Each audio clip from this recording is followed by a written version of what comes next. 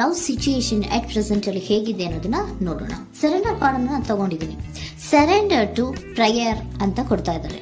ನೀವು ಪ್ರಯರಿನ ಕಡೆಗೆ ಹೆಚ್ಚು ಗಮನವನ್ನ ಕೊಡಿ, ಸ್ವಲ್ಪ ದೇವರ ಕಡೆಗೂ ಹೆಚ್ಚು ಗಮನವನ್ನ ಕೊಡ್ಬೇಕಾಗತ್ತೆ. ಯಾವಾಗ ನೀವು ದೇವರನ್ನ ತುಂಬ ಹೃದಯದಿಂದ ಪ್ರಾರ್ಥನೆಯನ್ನ ಮಾಡಿ ನನಗೆ ಸಹಾಯವನ್ನ ಮಾಡು ಅಂತ ಕೇಳ್ತಿರೋ, ಆಗ ಅದೆಲ್ಲ ಸಮಸ್ಯೆಗಳಿಂದ ನೀವು ಆಚೆ ಬರ್ತೀರಾ. ಮಾಡೋದ್ರಿಂದ, ದೇವರನ್ನ ನೀವು ಧ್ಯಾನ ಮಾಡೋದ್ರಿಂದ ನಿಮ್ಗೆ ಏನ್ ಸಿಗುತ್ತೆ, ಯಾವುದೇ ರೀತಿಯ ಗೊಂದಲಗಳಿಗೆ ಅಥವಾ ಯಾವುದೇ ರೀತಿಯ ಸಮಸ್ಯೆಗಳು ನಿಮ್ಮಲ್ಲಿ ಇದ್ರೂ ನಿಮ್ಮ ಲವ್ ಲೈಫಿನ ವಿಚಾರವಾಗಿ ನಿಮ್ಗೆ ಆನ್ಸರ್ಗಳು ಸಿಗುತ್ತೆ, ಮತ್ತೆ ಸಪೋರ್ಟ್ ಕೂಡ ನಿಮ್ಗೆ ದೇವ್ರ ಕಡೆಯಿಂದ ಸಿಗುತ್ತೆ ಅನ್ನುವಂತಹದ್ದು ನಿಮ್ಗೆ ಹೇಳ್ತಾ ಇದ್ದಾರೆ. ಅಟ್ ಪ್ರೆಸೆಂಟ್ ಅಲ್ಲಿ ಲವ್ ಸಿಚುಯೇಷನ್ ನಿಮ್ಗೆ ಬಾಟಮ್ ಆಫ್ ದ ಟಕ್ ಬಂದಿರುವಂತಹದ್ದು ರೆಫ್ಯೂಸಿಂಗ್ ಆಫರ್. ಯಾವುದೋ ಕೆಲವೊಂದು ನಿಮ್ಮ ಲವ್ ಲೈಫಿನ ವಿಚಾರವಾಗಿ ಆಫರ್ಗಳನ್ನ ರೆಫ್ಯೂಸ್ ಮಾಡ್ತಾ ಇರುವಂತಹದ್ದು ಅಥವಾ ಮಿಸ್ಡ್ ಆಪರ್ಚುನಿಟಿ ಅನ್ನುವಂತಹದ್ದು ರೆಪ್ರೆಸೆಂಟ್ ಆಗ್ತಾ ಇದೆ. ಯಾಕೋ ನೀವು ಮಿಸ್ ಮಾಡ್ಕೋತಾ ಇದ್ದೀರಾ ಕೆಲವೊಂದು ಆಫರ್ಸ್ ಗಳನ್ನ ಅನ್ನುವಂಥದ್ದು ರೆಪ್ರೆಸೆಂಟ್ ಆಗ್ತಾ ಇದೆ. ಏನೋ ಒಂದು ರೀತಿಯ ಧ್ಯಾನ ಮಾಡ್ತಾ ಇರುವಂತದ್ದು, ಚಿಂತೆಯನ್ನ ಮಾಡ್ತಾ ಇರುವಂತದ್ದು ರೆಪ್ರೆಸೆಂಟ್ ಆಗ್ತದೆ. ಪಾಸ್ಟಿನಲ್ಲಿ ನಿಮ್ಮ ಲವ್ ಲೈಫಿನ ವಿಚಾರವಾಗಿ ಒಂದು ನ್ಯೂ ಐಡಿಯಾ ಇತ್ತು, ಏನೋ ಒಂದು ರೀತಿಯ ಹೊಸ ಐಡಿಯಾಗಳನ್ನ ಮಾಡ್ಕೊಂಡಿದ್ರಿ. ಲವ್ ಲೈಫಿನ ವಿಚಾರವಾಗಿ ನಿಮ್ಮ ಆಪರ್ಚುನಿಟಿ ಕೂಡ ಚೆನ್ನಾಗಿಯೇ ಇತ್ತು. ಆದ್ರೆ ನಿಮ್ಮ ಲವ್ ಲೈಫಿನ ವಿಚಾರದಲ್ಲಿ ಕಿಂಗ್ ಆಫ್ ಸೋರ್ಟ್ಸ್, ನೀವೇನನ್ನ ನಿಮ್ಮ ಲವ್ ಲೈಫಿನ ವಿಚಾರವಾಗಿ ಏನನ್ನ ಎಕ್ಸ್ಪೆಕ್ಟ್ ಮಾಡಿದೀರಾ ಪಾಸ್ಟಿನಲ್ಲಿ ಅಂದ್ರೆ, ಲವ್ ಲೈಫಿನಲ್ಲಿ ಒಂದು ಕ್ಲಿಯರ್ ಇರಬೇಕು, ಕ್ಲಾರಿಟಿ ಇರಬೇಕು, ಮತ್ತೆ ಯಾವುದೇ ವಿಚಾರ ಕೂಡ ನಿಮ್ಮ ಲವ್ ಲೈಫಿನ ವಿಚಾರದಲ್ಲಿ ಮುಚ್ಚು ಮರೆ ಅನ್ನೋದು ಇರಬಾರ್ದು.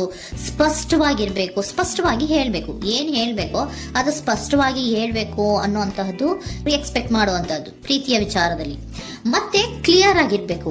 ಏನು ಅಂದ್ರೆ ನಿಮ್ಮ ಲವ್ ಲೈಫಿನಲ್ಲಿ ಒಂದು ಸ್ಟ್ರಾಂಗ್ ಆಗಿರ್ಬೇಕು, ಸ್ಟ್ರಾಂಗ್ ಬಾಂಡೇಜ್ ಇರಬೇಕು, ಮತ್ತೆ ಯಾವುದೇ ರೀತಿಯ ಚೈಲ್ಡಿಶ್ ಬಿಹೇವಿಯರ್ ಅನ್ನ ಮಾಡಬಾರ್ದು ಅನ್ನೋದು ಪಾಸ್ಟಿನಲ್ಲಿ ನೀವು ಎಕ್ಸ್ಪೆಕ್ಟ್ ಮಾಡಿರೋಂಥದ್ದು ರೆಪ್ರೆಸೆಂಟ್ ಆಗ್ತಾ ಇದೆ. ನೀವು ಅದೆಲ್ಲ ಎಕ್ಸ್ಪೆಕ್ಟ್ ಮಾಡಿದಾಗ ಯಾವಾಗ ನಿಮ್ಗೆ ಅದು ಸರಿ ಹೋಗಲ್ಲ ಅನಿಸ್ತೋ ಆಗ ನೀವು ಪ್ರೀತಿಯಿಂದ ಮುಂದೆ ಬಂದಿರುವಂತಹದ್ದು ಬಿಟ್ಟು ಮುಂದೆ ಬಂದಿರುವಂತಹದ್ದು ರೆಪ್ರೆಸೆಂಟ್ ಆಗ್ತದೆ. ಮೋಸ್ಟ್ ಪ್ರಾಬಬಲಿ ನಿಮ್ಮ ಕೆಲವೊಬ್ಬರಿಗೆ ಈಗ ಆಲ್ರೆಡಿ ಕೆಲವೊಂದು ರೀತಿಯ ಬ್ರೇಕಪ್ ಗಳು ಆಗಿರಬಹುದು, ಕಮ್ಯುನಿಕೇಶನ್ ಇಲ್ಲದೆ ಇರುವಂತಹದ್ದು ರೆಪ್ರೆಸೆಂಟ್ ಆಗ್ತಾ ಇದೆ. ಮೋಸ್ಟ್ ಪ್ರಾಬಬಲಿ ನೀವು ಇವಾಗ ಇಬ್ರು ಕೂಡ ನೀವು ಮಾತಾಡದೆ ಇರುವಂತಹದ್ದು ರೆಪ್ರೆಸೆಂಟ್ ಆಗ್ತಾ ಇದೆ. ಸೊ ಯಾವುದೇ ರೀತಿಯ ಕಾಂಟ್ಯಾಕ್ಟ್ ಅಲ್ಲಿ ಇಲ್ಲದೆ ಇರುವಂತಹದ್ದು ರೆಪ್ರೆಸೆಂಟ್ ಆಗ್ತಾ ಇದೆ. ನೋಡಿ, ಮುಂದೆ ಬರ್ತಾ ಇರುವಂತಹದ್ದು ರೆಪ್ರೆಸೆಂಟ್ ಆಗ್ತಾ ಇದೆ. ಯಾಕೋ ತುಂಬಾ ಬೇಜಾರಲ್ಲಿ ಇರುವಂತಹದ್ದು. ಪಾಸ್ಟಿನಲ್ಲಿ ಕೂಡ ನೀವು ಲವ್ ಲೈಫಿನ ವಿಚಾರವಾಗಿ ಕೆಲವೊಬ್ರು ಬೇಜಾರಲ್ಲಿ ಇರುವಂತಹದ್ದು ರೆಪ್ರೆಸೆಂಟ್ ಆಗ್ತಾ ಇದೆ.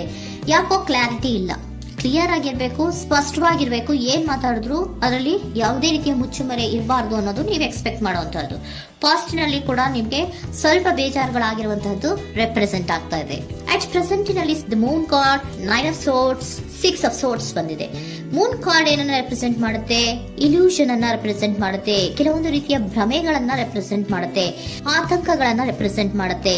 ಮತ್ತೆ ನಿಮ್ಮ ಲವ್ ಲೈಫಿನ ವಿಚಾರದಲ್ಲಿ ಯಾವುದೇ ರೀತಿಯ ಸ್ಥಿರವಾಗಿ ಇಲ್ಲ, ಯಾವುದು ಕರೆಕ್ಟ್ ಆಗಿ ಇಲ್ಲದೆ ಇರುವಂತಹದ್ದು ನಿಮ್ಗೆ ರೆಪ್ರೆಸೆಂಟ್ ಆಗ್ತಾ ಇದೆ. ನೆಕ್ಸ್ಟ್ ಕಾರ್ಡ್ ಏನ್ ಬಂದಿದೆ? ಸೆಕೆಂಡ್ ಕಾರ್ಡ್ 9 of swords ಬಂದಿದೆ. ಇದರಲ್ಲೂ ಕೂಡ ನಿಮ್ಗೆ ಆತಂಕ ಇತ್ತು, ಇದರಲ್ಲೂ ಕೂಡ ಆತಂಕ ಇದೆ, ಭಯ ಇದೆ, ಕರೆಕ್ಟ್ ಆಗಿ ನೀವು ನಿದ್ರೆ ಮಾಡ್ತಾ ಇಲ್ಲ, ಯೋಚನೆ ಮಾಡ್ತಾ ಇರುವಂತಹದ್ದು ಈ ಎರಡೂ ಕಾರ್ಡ್ಗಳಲ್ಲೂ ರೆಪ್ರೆಸೆಂಟ್ ಆಗ್ತದೆ. ಇದರಲ್ಲೂ ಆತಂಕಗಳಿದೆ, ಇದರಲ್ಲೂ ಆತಂಕ. ಅಟ್ ಪ್ರೆಸೆಂಟಿನಲ್ಲಿ ಕೆಲವೊಂದು ರೀತಿಯ ವಿಚಾರಗಳಲ್ಲಿ ಭಯವನ್ನ ಪಡ್ತಾ ಇರುವಂತಹದ್ದು ರೆಪ್ರೆಸೆಂಟ್ ಆಗ್ತಾ ಇದೆ. 6 of swords ಕೂಡ ಏನಾಗ್ತಾ ಇದೆ? ಮೂವಿಂಗ್ ಆನ್, ಮುಂದೆ ಹೋಗ್ತಾ ಇರುವಂತಹದ್ದು, ಬೇಜಾರಿಂದ ನೀವು ಮುಂದೆ ಹೋಗ್ತಾ ಇರುವಂತಹದ್ದು ರೆಪ್ರೆಸೆಂಟ್ ಆಗ್ತಾ ಇದೆ. ಅಟ್ ಪ್ರೆಸೆಂಟಿನಲ್ಲಿ ಯಾವುದೇ ರೀತಿಯ ಸಮಾಧಾನದಿಂದ ಇದ್ದಿರುವಂತಹದ್ದು ಈ ರೀಡಿಂಗ್ ಗಳಲ್ಲಿ ಕಾಣಿಸ್ತಾ ಇಲ್ಲ. ಓಕೆನಾ? ಟೇಕ್ ಇಟ್ ರೆಸೋನೇಟ್, ನಿಮ್ಗೆ ರೆಸೋನೇಟ್ ಆದ್ರೆ ಮಾತ್ರ ತಗೊಳ್ಳಿ. ನೆಕ್ಸ್ಟ್ ಕಾರ್ಡ್ ಇಮಿಡಿಯೇಟ್ ಫ್ಯೂಚರ್ ನ ಬಗ್ಗೆ ನೋಡೋದಾದ್ರೆ ನೈಟ್ ಆಫ್ ಸೋರ್ಸ್ ಬಂದಿದೆ.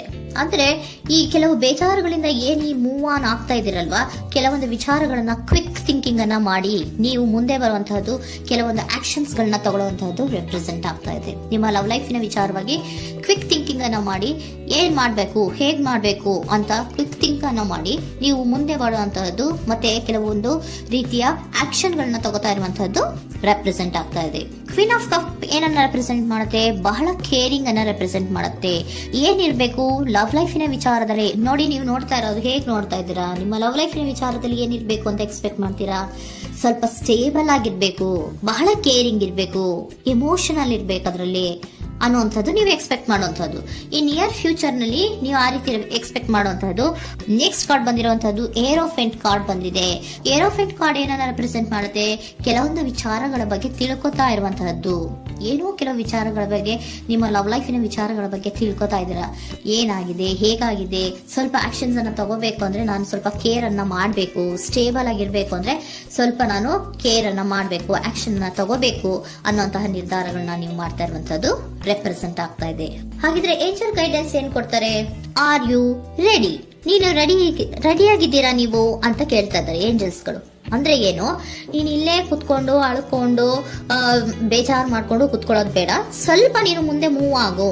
ಅಲ್ಲಿರೋದ್ರಿಂದ ಏನು ಪ್ರಯೋಜನ ಇಲ್ಲ. Are you ready? ನೀವು ರೆಡಿ ಆಗಿದ್ದೀರಾ?